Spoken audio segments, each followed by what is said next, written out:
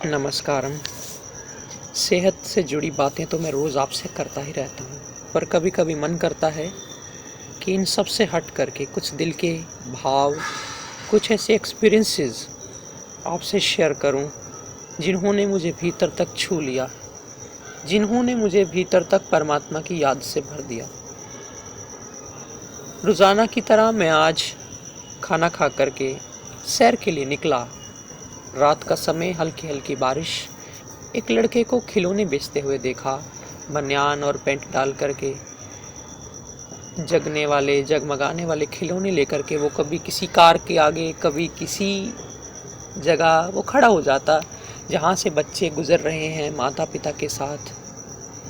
इतनी रात तक तो बारिश में वो भी, जो ऐसे काम करने वाले व्यक्ति हैं, घरों को निकल जाते हैं, पर उसके वहाँ खड़े रहने के पीछे मुझे कुछ मजबूरी नज़र आई। मैं थोड़ा नज़दीक गया, कुछ देर देखता रहा, और फिर जब वो अकेला था तो मैं उसके पास गया। बहाने बहाने में एक दो चीज़ों के दाम पूछे। उसने कुछ दाम बताए। मैंने उसे कहा, ये तुम ज़्यादा बता रहे हो? उसने कहा, हाँ, मैं थोड़ा ज़्यादा बता रहा हूँ, इसलिए क्योंकि मुझे इसमें थोड़े ज़्यादा पैसे बचाने हैं। मैं अचानक चौंका कि वो बड़ा खुल के ही मुझे सब कुछ बता दिया। उसने कुछ छुपाया नहीं। उसने कहा कि मुझे बेचने को तो मेरे मालिक ने इतने का कहा है, लेकिन मैं 10 रुपये ज़्यादा महंगा बेच रहा हूँ, मुझे पैसे इकट्ठे करने हैं। मैंने पूछा, क्या कारण है, क्या बात है, क्यों पैसे इकट्ठा करना चाहते हैं? तो उसने बताया, घर में माँ बीमार है और पिता भी कभी कमाते हैं, कभी शराब में खराब भी कर देते हैं, घर में नहीं देते हैं। घर में पैसे की बहुत ज़रूरत है, और ये मैं अपना सामान नहीं बेच रहा हूँ, मैं किसी का सामान बेच रहा हूँ। तो मन में एक जाकर के किसी बात ने जैसे चोट करी। तो मैंने पूछा, कितने पैसे कमाते हैं? तो उसने कहा, मैं 1500 रुपये महीने में ये काम करता हूँ।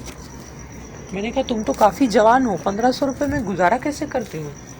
बोले, नहीं, मैं बहुत मेहनत कर रहा हूँ और करूँगा, मुझे अपना काम शुरू करना है।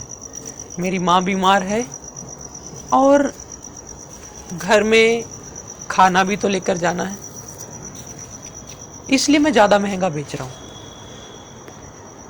तो मैं थोड़ा चुप सा कर गया। उसने कहा, कुछ ले लूँ। खैर, वो बात अलग, लेकिन मैं चुपचाप आगे बढ़ा और मैं सोचता रहा कि परमात्मा ने हम सबको कितना ऊपर रखा। अभी भी कितनी दुनिया है जो एक दो वक्त के खाने के लिए बेचारी दर दर भटक रही है। अभी भी कितने लोग हैं, हम तो कहते हैं मेरी बीमारी ठीक नहीं होती। मैं ऐसे लोगों को भी देखता हूँ जो बेचारे बीमारी का इलाज करने के पैसे भी नहीं रखते, जिन लोगों के पास इतना भी सामर्थ्य नहीं कि वो इलाज के लिए दवाई खरीद सके, और वो बस इसी आस में घर से निकलते हैं कि आज इसका इंतज़ाम करेंगे, आज होगा कुछ। धनभागी हैं हम लोग, हमें सब कुछ मिला, बस हमारी ही नासमझियों से कभी हम बीमार होते हैं या कभी कुछ गड़बड़ में आते हैं तो हम मरने तक की सोच बैठते हैं। और मेरे को आकर के लोग जब मिलते हैं तो कहते हैं कि अगर आप इलाज करते हो तो ठीक, नहीं तो मैं मर जाऊंगा, क्योंकि मैं टूट चुका हूँ, मैं ख़त्म हो चुका हूँ, मैं बहुत भटका हूँ।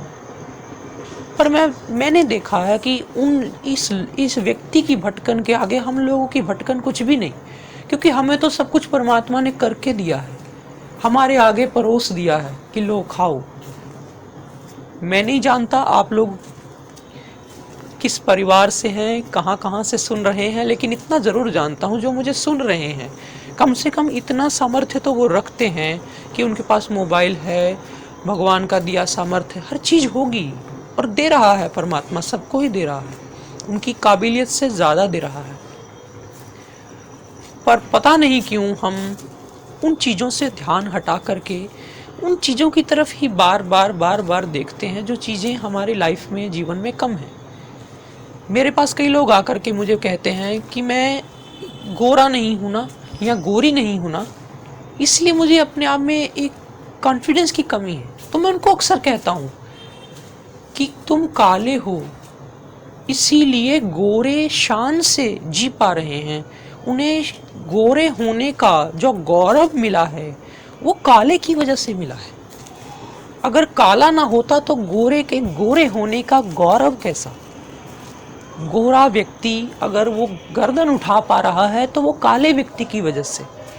वो काला व्यक्ति उसके लिए एक अति है, वो उस अति पे है, वो उस अति पर है।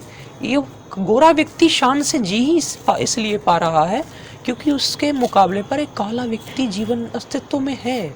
इसलिए आप चिंता ना करो, आप उनसे कई गुना बेहतर। और फिर ऐसी कई बातें होती हैं। मैं दिल की बातें कर रहा हूँ तो दिल की बात ही करूँगा। लोग कहते हैं पेट्रोल का रेट बढ़ गया, हम महंगा हो रहा है, वो वहाँ महंगाई, यहाँ महंगाई। जब मैं देखता हूँ त्योहारों के आसपास लोग, मैं खुद गवाह हूँ, करोड़ों रुपए का, मैं एक व्यक्ति के ऊपर नहीं बात करता, लेकिन करोड़ों रुपए का ये जो चलने वाले जो ये पटाखे हैं, इनका धुआं है, मैं इस सब का साक्षी हूँ। मैं देखता हूँ ये हमारे ही समाज द्वारा चलाए जा रहे हैं और हवाला ये दिया जा रहा है कि पेट्रोल महंगा है। मुझे खुद कई बार हैरानी होती है कि मैं किस समाज में जी रहा हूँ जहाँ हर चीज़ के डबल स्टैंडर्ड है। दिल से हम महंगाई के प्रति अगर सजगता से या हम पूरी जिम्मेदारी से अगर चिंतित हों तो एक दिन में महंगाई का परिवर्तन होना ठीक है, संभव है। पर हम एक तरफ महंगाई का आंदोलन करके घर वापस आते हैं और रात को पटाखे चला रहे हैं। हमें ये देखना है परमात्मा ने हमें जो सामर्थ्य दिया है, पहले तो उसके प्रति धन्यवाद के भाव से भरें और फिर उसका दुरुपयोग ना करें। ये पटाखे या ये जो फिजूल चीज़ें हैं, इसकी बजाय कुछ और ऐसा कर लिया जाए कि जैसे उस लड़के के जीवन में एक आशा की किरण, कोई ऐसा हम छोटा सा योगदान। मैं नहीं कहता आप लोगों को फिजूल बांटना शुरू कर दो, पर जो पिछड़ गए हैं उनको थोड़ा आगे तो लाओ। मेरे को लोग कहते हैं गुरुजी, स्वामी जी, आप बहुत आगे जाओगे क्योंकि आप अच्छा काम कर रहे हो। तो मैं उनको मजाक में, खुशी में, हंसी में कह देता हूँ कि भाई मुझे आगे नहीं जाना है, मुझे बहुत पीछे जाना है। मुझे इतना पीछे जाना है, उस घर, उस एक एक घर तक जो पीछे छूट गए। हम कंपटीशन में, हम डेवलपमेंट में, हम इस मॉडर्नाइजेशन की आंधी में इतना उलझ गए, इतना आगे की तरफ निकल गए कि हमने देखा ही नहीं कि हमारे ही बहुत सारे साथी, बंधु, सज्जन, ये सब पीछे रह गए बेचारे। कोई अपनी रोटी के लिए ज़िंदगी से लड़ रहा है, कोई रोग के लिए, कोई बेचारा छोटी छोटी खुशियों के लिए। मैंने देखा कई बार बारात निकल रही होती है, अक्सर मैं ऐसी चीज़ों, जगहों के, जब कोई ऐसी कोई बारात या कोई ऐसी चीज़ पास से निकले तो मैं एकटक होकर के सबको समभाव से देखता हूँ। किसी के प्रति आकर्षण नहीं, किसी के प्रति विकर्षण नहीं, बस यूं ही। और देखते देखते मैंने एक बार बारात देखी। एक बारात में सब लोग नाच रहे हैं, बाजे बजाए जा रहे हैं, बाजे बजाने वाले बाजे बजा रहे हैं, उन सब में सारे खुश हैं। उन सब के बीचों बीच एक बाजे वाले के चेहरे पर मैंने जरा ध्यान गया तो मैंने देखा वो अपने हाथ से छैने बजा रहा था और साथ साथ में उसकी आंखों में आंसू थे, रो रहा था।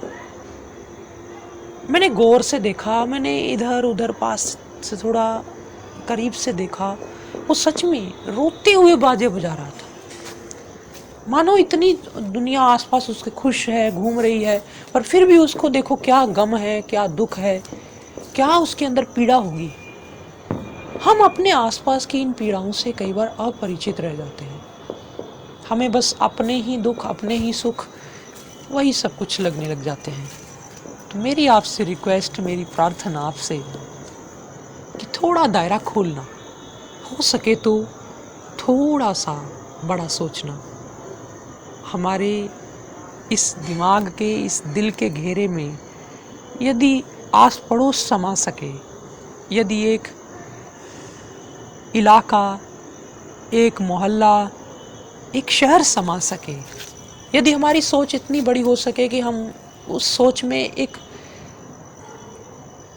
देश समा जाए, उसमें एक दुनिया समा जाए, तो मैं समझता हूँ कि हर एक व्यक्ति अपने आप में एक क्रांतिकारी काम कर सकता है।